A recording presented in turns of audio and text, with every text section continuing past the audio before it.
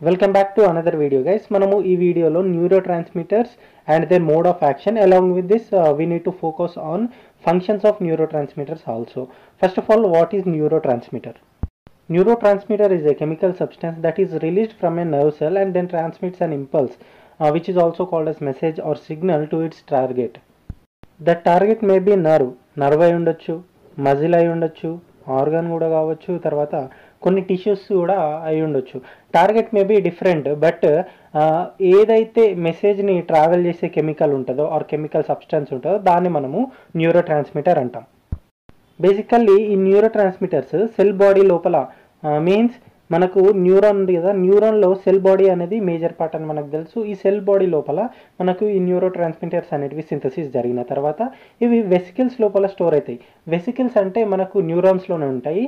వాటి లోపలికి neuro transporters help తీసుకొని వెసికిల్ లోపలికి ఎంటర్ అయిన తర్వాత వెసికిల్ మెంబ్రెయిన్ వాటిని ప్యాక్ చేస్తుంది. మనకు ఎప్పుడైతే మనకు యాక్షన్ అనేది అవసరమో, వీటి రిలీజ్ అనేది అవసరమో అప్పటి వరకు ఇందులోనే స్టోర్ అయి ఉంటాయి. Thousands of neuro transmitters can be stored in each vesicle. This is the brief introduction about neurotransmitters. Now, mode of action of neurotransmitters. దీన్ని మనము వీలైనంత ఈజీగా అర్థం చేసుకోవడానికి ట్రై చేద్దాం. అంతకంటే ముందు మీకు ప్రీ సినాప్టిక్ న్యూరాన్కి పోస్ట్ సినాప్టిక్ న్యూరాన్కి డిఫరెన్స్ తెలవాలి. అసలు ఇవంటే ఏందో కూడా తెలవాలి. Presynaptic neuron is nothing but which carries or which transmits signal, and postsynaptic neuron is nothing but which receives the signal from presynaptic neuron. ఏదైతే presynaptic neuron సిగ్నల్ని transmit చేస్తా అనుకున్నాం కదా, దాన్ని receive చేసుకునే neuron are synaptic ఎండ్నే మనము post synaptic neuron అంటాం. ఈ పోస్ట్ సినాప్టిక్ న్యూరాన్ యొక్క మెంబ్రెయిన్ పైన మనకు రిసెప్టార్స్ అనేటివి ప్రజెంట్ అయి ఉంటాయి. లైక్ అయనోట్రోపిక్, తర్వాత మెటబోట్రోపిక్ అని డిఫరెంట్ టైప్స్ ఆఫ్ రిసెప్టార్స్ అయితే ప్రజెంట్ అయి ఉంటాయి. వీటి ఫంక్షన్ని అసలు ఇవి రిసెప్టార్స్ ఎందుకు అవసరమో మనం ఫర్దర్గా చూస్తాము. తర్వాత ప్రీ సినాప్టిక్ న్యూరాన్స్లో మీరు గుర్తుపెట్టుకోవాల్సింది ఒకటి, వెసికల్స్ ఉంటాయన్నాం కదా, ఈ వెసికల్స్ అనేటివి మనకు ప్రీ సినాప్టిక్ న్యూరాన్స్లోనే ప్రజెంట్ అయి ఉంటుంది. ఇప్పుడు మెయిన్ ఫంక్షన్కి అయితే వెళ్ళిపోదాం.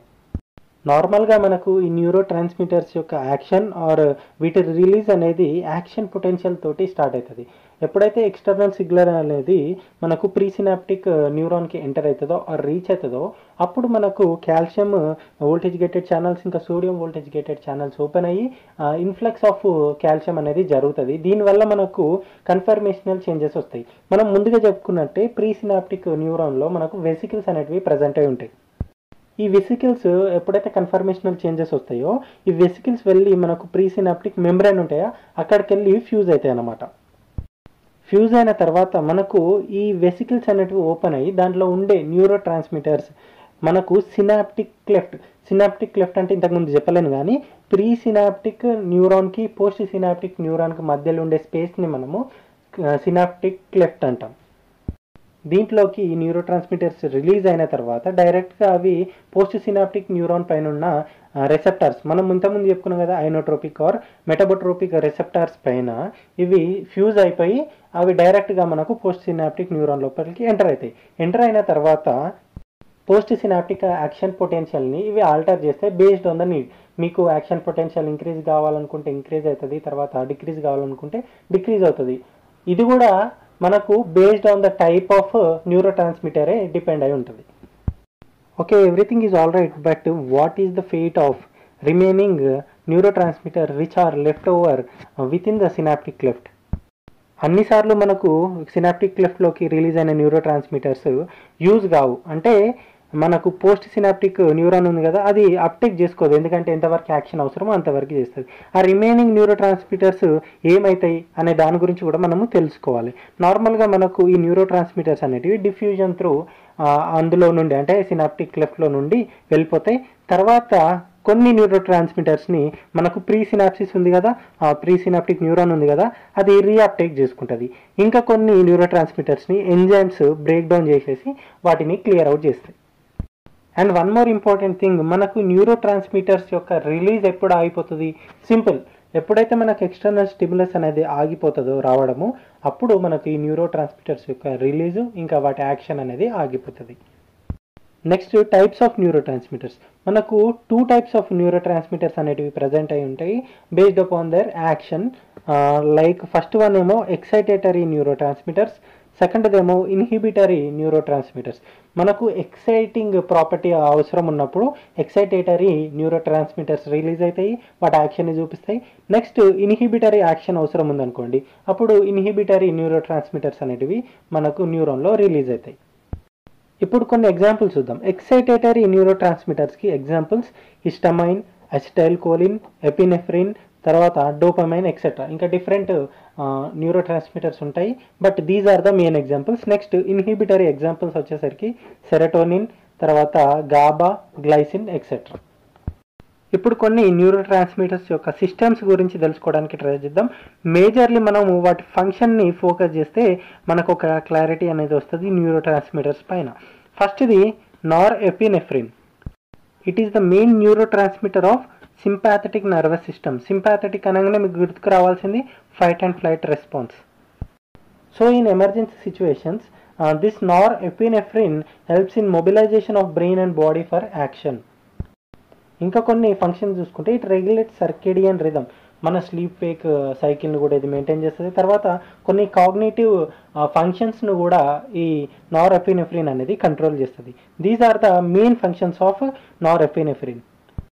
ఇన్ కేస్ మనకి నార్ ఎపినెఫ్రిన్ అనేది లో లెవెల్స్లో రిలీజ్ అయితే మనము కొన్ని కాన్సిక్వెన్సెస్ని ఫేస్ చేయాలి. Like ADHD, deficit hyper activity disorder తోటి మనము బాధపడే అవకాశాలు ఉంటాయి. తర్వాత డిప్రెషను, హైపోటెన్షను ఇట్లాంటి ప్రాబ్లమ్స్ని కూడా మనం ఫేస్ చేయొచ్చు. ఇన్ కేస్ ఎక్సెస్ రిలీజ్ అయినా సరే మనం కొన్ని ప్రాబ్లమ్స్ని ఫేస్ చేయాలి. Like decrease blood glucose.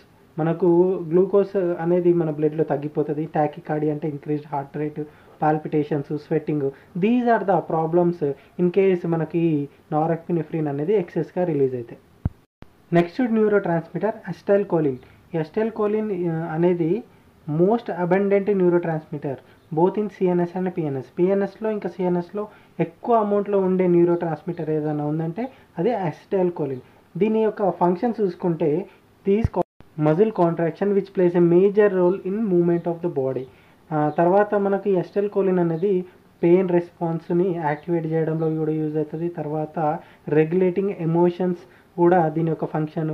Mood ఇంకా లెర్నింగ్ కెపాసిటీని, తర్వాత మోటివేషన్, షార్ట్ టర్మ్ మెమొరీని కూడా ఇది కంట్రోల్ చేస్తుంది అనమాట. ఇన్ కేస్ మనకు ఈ అసిటైల్ కోలిన్ అనేది లో లెవెల్స్లో రిలీజ్ అయితే మనము మయస్థీనియా గ్రావిస్ అనే డిసీజ్ తోటి సఫర్ అయ్యే ఛాన్స్ ఉంటాయి.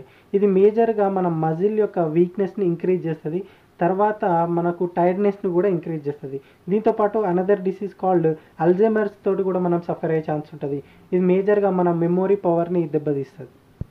నో ఒకవేళ ఈ అసిటైల్ కోలిన్ అనేది ఎక్కువ రిలీజ్ అయితే మనము paralysis, blurry vision, muscular weakness, ఇంకా cramps. These are the different problems will face. Next neuro transmitter dopamine. ఈ డోపమైన్ అనేది key neuro transmitter for actions and relationships. ఒక హెల్తీ రిలేషన్షిప్ మెయింటైన్ చేయాలన్నా, actions అనేటివి ప్రాపర్గా మనము జరిగించాలన్నా డోపమైన్ అనేది నార్మల్ లెవెల్స్లో ఉండాలి. ఇప్పుడు కొన్ని ఫంక్షన్స్ చూద్దాం. These dopamine plays a significant role in arousal, aversion, cognitive control, working memory, sexual arousal and orgasm. Now what happens if this dopamine releases in low levels? నార్మల్గా మనకు పార్కిన్సన్స్ డిసీజ్ అనేది వస్తుంది. Impaired balance and posture, loss of automatic movements, speech and writing changes, schizophrenia. These are the problems we will face if this dopamine releases in low levels. ఒకవేళ ఈ dopamine అనేది మన బాడీలో ఎక్సెస్గా release అయినా సరే మనం కొన్ని ప్రాబ్లమ్స్ ఫేస్ చేయాలి. దాంట్లో మెయిన్ టొరెట్ సిండ్రోమ్ అంటారు. టొరెట్ సిండ్రోమ్ యొక్క సిమ్టమ్స్ చూసుకుంటే repeated eye blinking, head jerking, తర్వాత రిపీటింగ్ ఓన్ వర్డ్స్, మనం చెప్పిందే మళ్ళీ చెప్పడం, తర్వాత irritation, yelling. These are the different symptoms of Tourette syndrome. Next neuro transmitter GABA, gamma amino butyric acid. ఇది ఒక ఇన్హిబిటరీ న్యూరో ట్రాన్స్మిటర్. దీని ఫంక్షన్ చూసుకుంటే role in motor and cortical functions.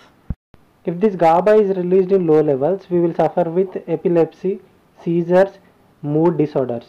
And in case if this GABA is released in excess levels we will suffer with hypersomnia which is also called as day time sleepiness. And finally serotonin. Serotonin అనేది కూడా another type of neuro transmitter which regulates mood, social behavior, sleep, memory, sexual desire, bowel function, and blood quality. What happens if this serotonin is released in low levels? Normally, we will face anxiety, suicidal thoughts, impulsive behavior, and insomnia.